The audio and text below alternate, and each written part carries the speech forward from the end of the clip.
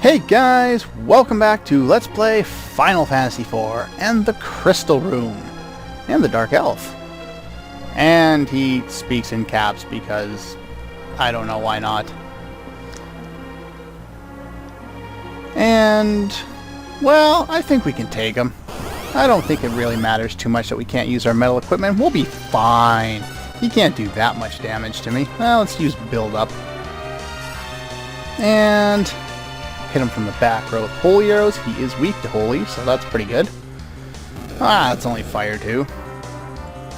And bolt too. Ah, it's only weak spell. That's fine. We'll be fine. Holy crap! No, we're not fine. Tell is dead. Oh, there goes tornado. And we're down to critical. This is not really how I pictured this boss fight going. Your sword isn't going to help you that much, Cecil. Yeah, this is a storyline battle. If you haven't talked to Edward or Gilbert yet in Troya, you're going to get killed in this fight. You can't win. And the reason for that is... Dun da da da! Spoony One to the rescue! How you know that, I don't know. But the music says that there's a big problem, so we gotta deal with it. And apparently Edward's still half dead from, you know, being thrown off the boat by Leviathan. My harp, it is... I have to play a song chronicling the deeds of Cecil and his group. How they're gonna die in the stupid cave. Anyway. Yeah, so somehow he's going to try and save us with his harp from, you know, 20 miles away.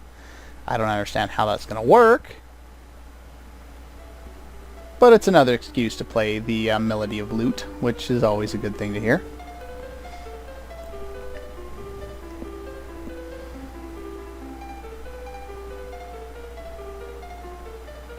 Okay.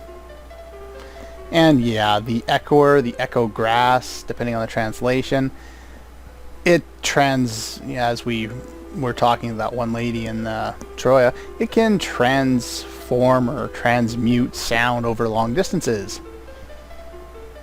And apparently the sound of his playing is so bad that it hurts the Dark Elf's concentration, and now he can't control gravity. Go figure! This whole plotline makes no sense at all. But it gives us a chance to re-equip, so I'm going to do that, and I'll be right back. Okay, oops. If you guys were wondering how I'm doing that, that's R1. Every time you reset your party order, you'll need to use R1 to switch the whoever's in the lead of your party. I like keeping Cecil there because why not? Anyway, sorry about that, you guys. Phone just won't stop ringing today, and it's the same people over and over again.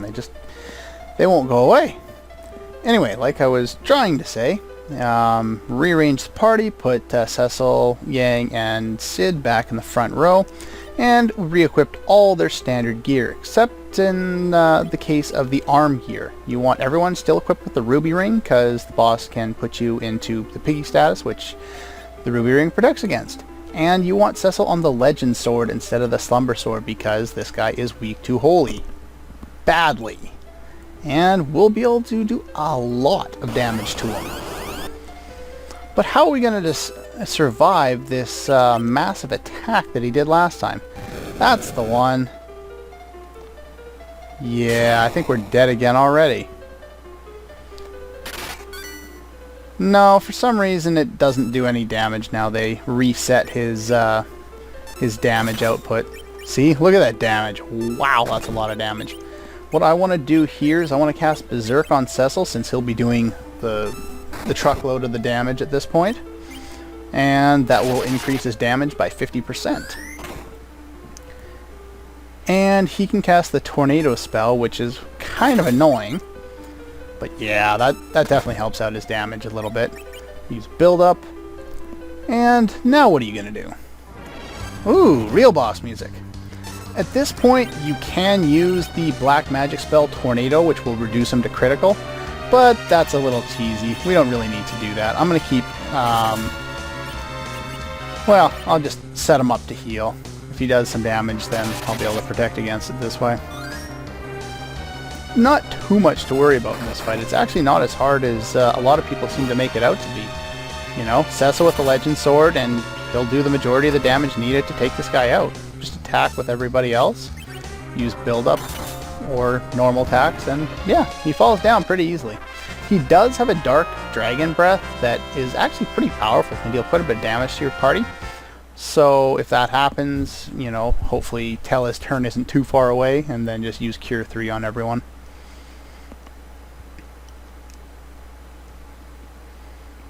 Immortality. Why does everyone want to attain immortality? Jeez, from Dragon Ball Z to the original Dragon Ball to most of the villains in Final Fantasy games, everyone wants to be immortal. Think about how boring that would be. If you live forever and you find yourself bored at any point in your life right now, just think about how bored you're going to get of every individual thing that you find interest in now if you were doing it for an eternity. Anyway, I'm just going to get out of here off screen and I'll be right back. Okay, there we go, all the way out of the cave, and if you get on the black chocobo there, you will automatically be transported back to the forest. And while I'm here, I might as well get some free healing in. Where's that white chocobo? There you go. Come back here. And let's get a normal chocobo. This guy can take us back to Troya here. No problem. There we go. Let's head to the castle. Yeah, not too much to worry. After you take out the Dark Elf there, you don't have to worry about the gravity field anymore, so you can just run around with your normal weapons there. And nothing's really too hard. You can start to one-shot and kill enemies a lot faster, so you're less required to use Telus crowd control, but you can still do it if you want. It still helps to use mini on those, what are they, the giants, or whatever they're called. Ah, we get congratulated and surrounded by women. Exactly what Cecil was hoping would happen. And we have telepathy voice that everyone can hear. Ah, look at that. Even though they know that I'm just going to give the crystal away and they can't have that, they're going to let me do it anyway. Actually, do I need to talk to them again? Let's see. Okay. So they're counting on me. Oh, nice.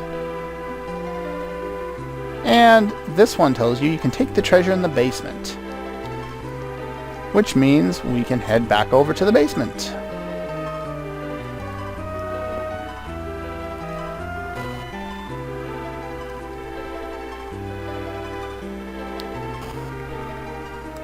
There we go. Wrong one.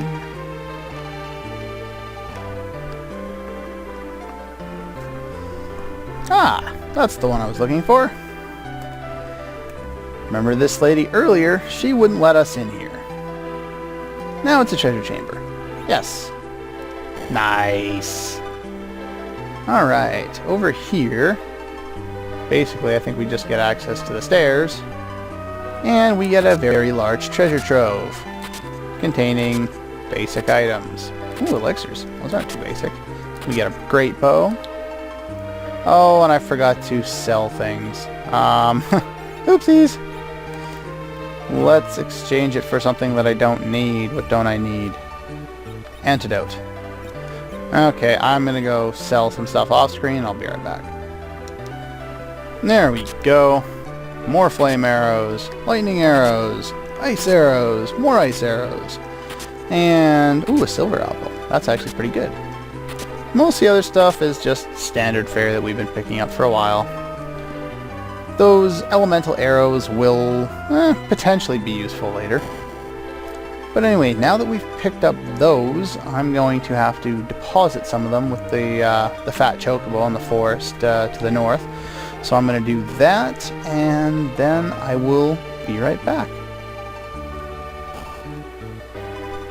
Okay, there's one more thing we can do here in Troya before continuing on, and that's a little sequence here with Gilbert. Still like the name Edward better. Maybe it makes me think of Full Metal Alchemist, I don't know.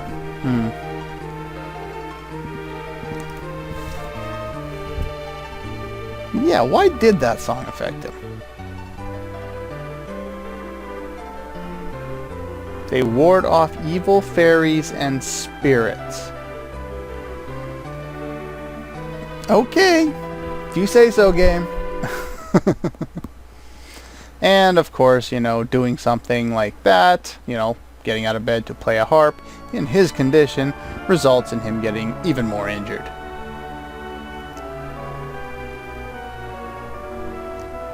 Aw, would you look at that? What a nice, touching moment. No, not really.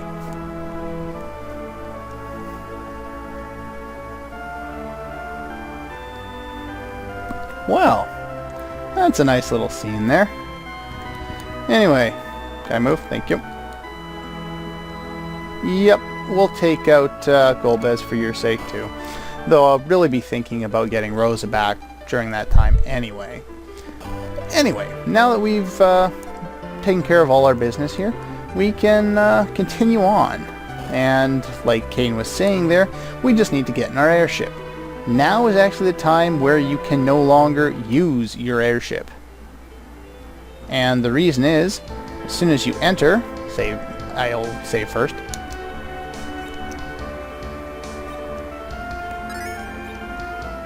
There we go. Eventually, we get an automatic sequence. And let's see. How is this exchange gonna work?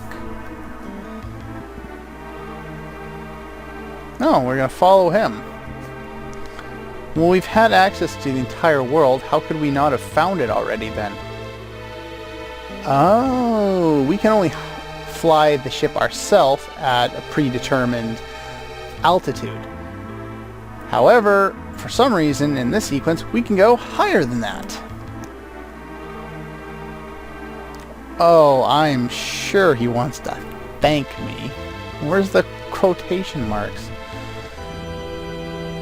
Ah, there's Golbez. Of course, you know, gotta give us another dungeon for no apparent reason. Of course. Still, this is a really cool dungeon. Thanks for saving me an invasion. God, Golbez is evil.